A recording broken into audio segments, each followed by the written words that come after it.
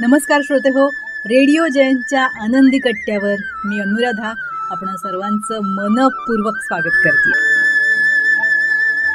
श्रोते हो, प्रत्येकाच्या आयुष्यात काही ना काहीतरी प्रॉब्लेम्स हे येतच असतात.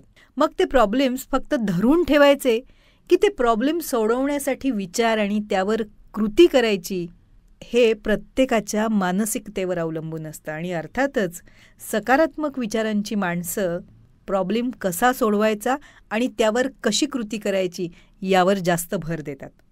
अशाच आशयाचा आहे आजचा आनंदी कट्टा. गौरी ब्रह्मे यांनी हा विचार एका प्रसंगातून मांडलाय. ऐकूया. तसं मी बऱ्याचदा रविवारी त्यांना टेकडीवर क्रिकेट खेळताना पाहते. भल्या सकाळी ते 15-20 जणांच्या कळपात बॅटबॉल घेऊन येतात, एक सपाट जागा शोधतात आणि दिवसभर तिथे ऊन वारा पाऊस कशाचीही पर्वा न करता खेळतात. साधारण 10 ते 20 मुलं ही भिन्न वयोगटातली आहे, आजूबाजूच्या छोट्या वस्तीतली आहेत. त्यांची भाषा रांगडी आहे, शिक्षणाचा फारसा पत्ता नसणारच. पण दर रविवारी एखादं महत्त्वाचं काम नेमून दिलेलं असल्याप्रमाणे ते अत्यंत रंगून जाऊन आरडाओरडा करत क्रिकेट खेळतात. इतके की कधीकधी त्यांना भवतालचाही विसर पडतो, कारण त्यांचा धर्म एक असतो, तो म्हणजे क्रिकेट. क्रिकेट खेळतानाची कोणतीही मुलांची गँग बघा, अशी एकाग्रता इतरत्र फारशी कुठे पाहायला मिळत नाही. यांची भाषा सफाईदार नसते, पेहराव साधा टी शर्ट ट्रॅक पॅन्ट, कधीकधी त्यांची नावं छापलेलं त्यांच्या क्रिकेट क्लबचं वापरून वापरून कळकट मळकट झालेलं टी शर्ट, पायात बुटांचा पत्ता फार कमी वेळा, कधीकधी साधे स्लीपर असतात तर कधी फ्लोटर. माझ्यासारख्या पांढरपेशा माणसांच्या भाषेत झोपडपट्टीतली, शिक्षण आणि एक्सपोजर कमी असलेली मुलं. बाहेर क्रिकेट क्लबचा ताशी दर परवडत नाही म्हणून टेकडीवर येऊन खेळतात. मागच्या रविवारी सकाळी भल्या पहाटे टेकडीवर 4 चाकी गाडीनं मी गेले आणि माझ्या ठरलेल्या जागी मी गाडी पार्क करत होते. डिसेंबर महिन्यातली भली पहाट असल्यानं आजूबाजूला अंधार होता. मला दिसला नाही की नवीनच केला होता त्यामुळे की काय, पण माझी गाडी काहीही कळण्याच्या आत एका मोठ्या खड्ड्यात गेली म्हणजे पुढची दोन्ही चाकं खड्ड्यात रुतली आणि मोठा आवाज झाला. पहाटेच्या शांततेत हा आवाज चांगलाच ऐकू गेला आणि तिथला बिहारी वॉचमन बघायला आला नक्की काय झालं ते. येताना दुसऱ्या एका वॉचमनला घेऊन आला. भल्या थंडीत मला घाम फुटला, कारण असा प्रकार माझ्या बाबतीत पहिल्यांदाच झाला होता.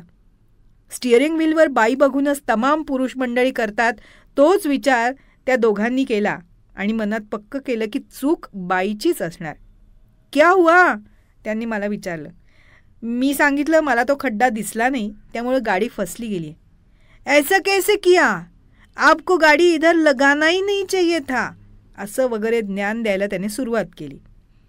त्याचं काम तो करत होता, पण गाडी बाई चालवते हे पाहून दोघांनी चेकाळून जाऊन ज्ञानाचं पूर्ण भांडारच उघडं करायला सुरुवात केली.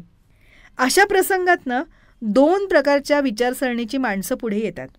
एक म्हणजे प्रॉब्लेम ओरिएंटेड थिंकिंग असलेले आणि दुसरं म्हणजे सोल्युशन ओरिएंटेड थिंकिंग असलेले. हे दोघी जणांना पहिल्या प्रकारात मोडत होते. मी हतबल होत त्यांना विचारलं, आता पुढे काय करायचं, तुम्ही काही मदत करू शकता का. गाडी तर बाहेर काढायला हवी होती. त्यावर त्यांनी हमरा तो अभी ड्युटी सुरू है आणि असं सांगून आता तुमचं तुम्ही बघा असं म्हणत हात वर केले. मला समजेना नक्की काय करायचं. टेकडीवर अजूनही अंधार होता, अगदी तुरळक माणसं होती. माझ्यातल्या दुसऱ्या प्रकारचा माणूस जागा झाला आणि मी विचार केला, सध्या गाडी आहे तशी राहू द्यावी. माझा इव्हेंट झाला की सगळ्यांना सांगावं, तोवर उजेड होईल. टेकडीवर इतरही माणसं येतील, त्यातून निघेल काहीतरी मार्ग. अशा रीतीनं 5 किलोमीटर चालणं मी पूर्ण केलं. मग इव्हेंट झाल्यावर माझ्यावर असलेल्या बायकांना मी गाडी दाखवत सांगितलं पहाटे काय घडलंय ते. तोवर इतर पुणेकरही टेकडीवर जमा झाले होते. माझी गाडी अगदी फोटोजेनिक झाली होती. 2 पुढची चाकं खड्ड्याला घट्ट मिठी मारून बसली होती. गाडीची दयनीय अवस्था पाहून सर्वांनाच माझ्याबद्दल सद्भावना दाटून येत होत्या. गाडीत जॅकही नव्हता. तिथे असलेल्या सगळ्यांचं म्हणणं पडलं की मी एखाद्या मॅकॅनिकला घेऊन यावं किंवा टो करणाऱ्या गाडीला घेऊन यावं, तरच गाडी बाहेर निघू शकेल. गाडीभोवती साडी नेसलेल्या बायका पाहून कुतूहल जागे झालेले इतर पुणेकरही याच मताचे निघाले की या गाडीचा वाली आता फक्त एखादा एक्सपर्टच असू शकेल. माणसं प्रकार 1. पण माझ्यासोबत असलेल्या बायकांमध्ये दुसऱ्या प्रकारात मोडत असलेल्या बायकाही होत्या. त्यांनी डोकं चालवलं.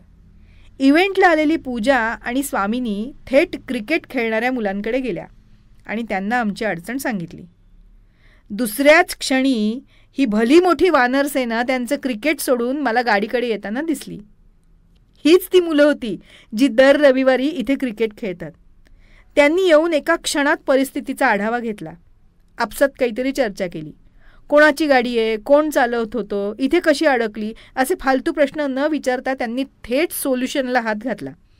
एक जण माझ्याकडनं किल्ली घेऊन स्टिअरिंग व्हीलवर बसला. इतरांनी जय श्रीरामचा नारा देत गाडी चक्क खड्ड्यातनं उचलली आणि अलगद बाहेर आणून ठेवली. स्टिअरिंग व्हीलवर बसलेल्या मुलानं चटकन गाडी मागे घेतली आणि रस्त्यावर आणली. हळूच हसत त्यानं मला विचारलं, मॅडम घेऊन जाऊ का अशीच गाडी? त्या क्षणी मला त्याच्यात देव दिसला. एक भली मोठी अडचण भासत असलेल्या प्रसंगातून अलगदपणे या मुलांनी मला बाहेर काढलं होतं. कमाल म्हणजे आमच्याकडून साधं थँक्यू ऐकायला सुद्धा ही मुलं थांबली नाहीत, कारण त्यांचा प्रिय खेळ त्यांना मैदानाकडे बोलवत होता. मंडळी, माणसं अनेक प्रकारची असतात. अशा प्रसंगांमध्ये ठळक जाणवतं की सोल्युशन ओरिएंटेड थिंकिंगचा आणि फॉर्मल शिक्षणाचा तसा अर्थार्थी काहीही संबंध नसतो. अवघड प्रसंगात तुम्हाला डोक्यानं विचार करता यायलाच हवा, तरच तुमच्या शिक्षणाचा उपयोग आहे. शिक्षण आणि संस्कार हे फक्त दाखवण्यासाठी आणि मिरवण्यासाठी नसावेत, तर ते आचरणात आणण्यासाठी असावेत. माणूस म्हणून तेव्हाच तर आपण स्वतःला प्रगतिशील म्हणून घेऊ शकू. हो ना? हा होता आनंदी कट्ट्यावरचा आजचा सुंदर विचार. तुम्हाला तो कसा वाटला याविषयीची तुमची कमेंट बॉक्समध्ये नक्की लिहा. आणि त्याचबरोबर रेडिओ जयंतचे दर्जेदार कार्यक्रम ऐकण्यासाठी रेडिओ जयंत लाईक करा, शेअर करा आणि सबस्क्राईब करा. रेडिओ जयंतचं सबस्क्रिप्शन फ्री आहे. आणि त्याचबरोबर नोटिफिकेशनसाठी बेल आयकॉनवर क्लिक करायला सुद्धा विसरू नका.